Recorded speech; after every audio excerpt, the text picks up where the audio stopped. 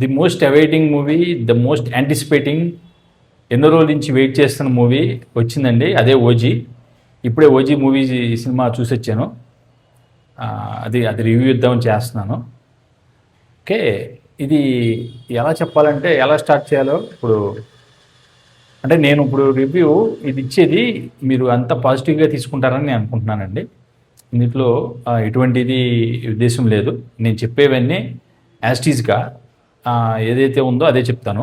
నాకు ఎటువంటి over positive చెప్పాలని కాదు, నెగిటివ్గా చెప్పాలని ఎట్లా నా ఉద్దేశం కాదండి.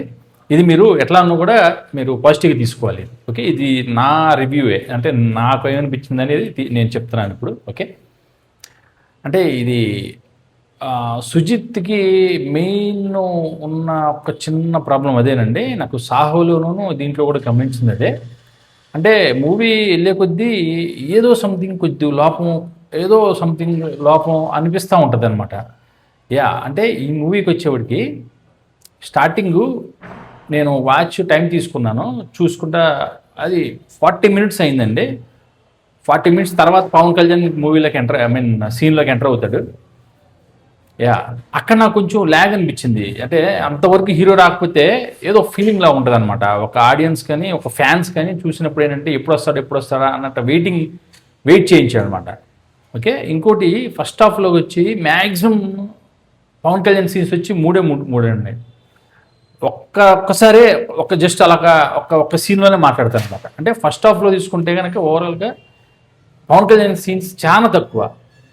నేను చెప్పాను కదా, ఎప్పుడైతే వాళ్ళకి కష్టం కలుగుతుందో అప్పుడు తలుచుకుంటే వచ్చి వాళ్ళతో ఫైట్ చేసి వెళ్ళిపోయేస్తాడు అనమాట. అంటే అట్లా పెట్టాడు ఒక ఫస్ట్ హాఫ్లో మొత్తం.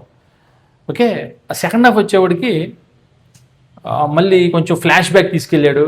ఫ్లాష్ బ్యాక్లో సీన్స్ ఉంటాయి, ఎలివేషన్ సీన్స్ ఉంటాయి. ఒక పోలీస్ స్టేషన్లో ఒక సీన్ ఉంటుంది, అది మాత్రం ఒక పీక్కి వెళ్తుంది అనమాట. అక్కడ అసలు సినిమా మూమెంట్ మంచి రేంజ్లోకి వెళ్ళిపోతుందిరా అనుకుంటాం.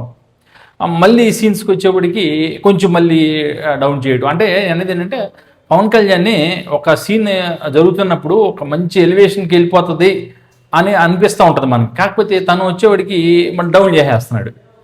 అట్లా ఉందన్నమాట ఓవరాల్గా మూవీ. అంటే నేనేదంటే యాజిటీస్గా పవన్ కళ్యాణ్కి సీన్స్ తక్కువ, డైలాగ్స్ తక్కువ అన్నట్టుగా అనిపించింది నాకు. ఇంకా బెటర్గా తీస్తే అంటే ఒక పవన్ కళ్యాణ్ ఒక పవర్ స్టార్, అంటే ఒక ఎంత క్రేజ్ ఉన్న హీరోని ఇంకా మంచిగా డైలాగ్స్ కానీ మంచిగా స్టోరీగా నెరేట్ చేయడం కానీ ఇంకా మంచిగా పెట్టుకుంటే ఇంకా అసలు మూవీ ఒక పీక్ వెళ్ళిపోయేది. అంటే ఓవరాల్గా మూవీ వచ్చి ఒక 3 స్టార్ రేటింగ్ ఇస్తాను నేను 5కి నేను.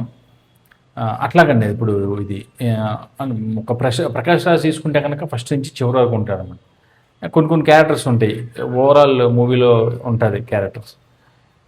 అది వేరే పవన్ కళ్యాణ్ కనుక మెయిన్ హీరోనే తీసుకునేవాడికే తనకి తక్కువ డైలాగులు, ఫైట్స్ కొన్ని తక్కువగా ఉండటం. అంటే ఎప్పుడు కావాలంటే అప్పుడు అన్నట్టు చూపించారు. కాకపోతే అది అంటే సీన్కి మొత్తం బాగా గ్రిప్పింగ్గా ఉంటాడు అనేట్టుగా అనిపించాలి అనమాట.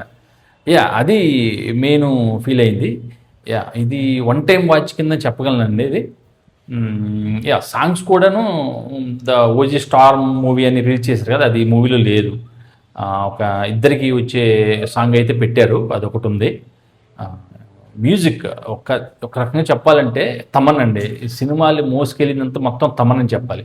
ఫస్ట్ సీన్ నుంచి చివరి వరకు అసలు బీజిఎం ఎద్దరగొట్టేశాడు. రీసెంట్గా వచ్చిన మూవీస్ చూసుకుంటే కనుక సినిమా అటు ఇటు అయినా కానీ తమన్ను తన మ్యూజిక్తో చాలా ఎలివేషన్ తీసుకొచ్చి ఆ మూవీకి చాలా సపోర్ట్ చేస్తున్నాడు. I really appreciate to Thaman. ఇట్లా తను డైరెక్షన్ సుజిత్ ఇంకొంచెం బెటర్మెంట్గా అవ్వాలి. తను ఒక అంటే స్టోరీ నెరేషన్లో కానీ స్క్రీన్ ప్లే అంటే సీన్ టు సీన్ కనెక్టివిటీ కానీ తను ఇంకా కొంచెం బెటర్గా చేయాలి. అంటే తనకి మంచి ఛాన్సెస్ వస్తున్నాయి పెద్ద హీరోస్తో. తను ఇంకా నిరూపించుకోవాలి. ఇంకా ఫుల్ ప్లెడ్జ్డ్గా నెక్స్ట్ మూవీ తీస్తారనుకున్నా. అంటే ఓజీ బోర్ కొట్టిందా అంటే బోర్ లేదు, బోర్ అని నేను చెప్పను. బట్ ఈ పవన్ కళ్యాణ్ సీన్స్ ఉంటాయి కదా, అవి చాలా లిమిట్గా అనిపించినాయి నాకు. అదే నేను చెప్పే కదా ఇందాక ఫస్ట్ హాఫ్లో జస్ట్ అలాగా ఒక ఫైట్స్ వచ్చి వెళ్ళిపోవటం, చిన్న మిటి ఐ మీన్ తక్కువ డైలాగ్స్ అట్లాగనమాట. సెకండ్ హాఫ్ వచ్చేవాడికి కొన్ని వేరే వేరే సీన్స్ యాడ్ అవటం. అంటే స్టోరీ చిన్నదే, ఒక షిప్ హార్బర్ దాని గురించి ఒక స్టోరీ వెళ్తూ ఉంటుంది మొత్తం దాని మీద. అంటే ఇది ఒరిజినల్ గ్యాంగ్స్టర్స్ మీద స్టోరీ, పెద్ద స్టోరీకి ఎక్స్పెక్ట్ చేయను.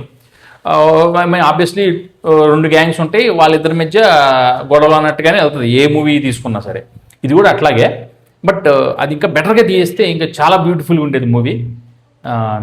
ఇది రివ్యూ అండి, నా రివ్యూ. మీరు ఇది పాజిటివ్గా తీసుకుంటారని అనుకుంటాను. నేను ఎటువంటి నెగిటివిటీ ఏం లేదు నాకు ఇది. ఓకే, నా రివ్యూ మీకు నచ్చింది అనుకుంటాను. ఇట్లు మీ రాజాబాబు.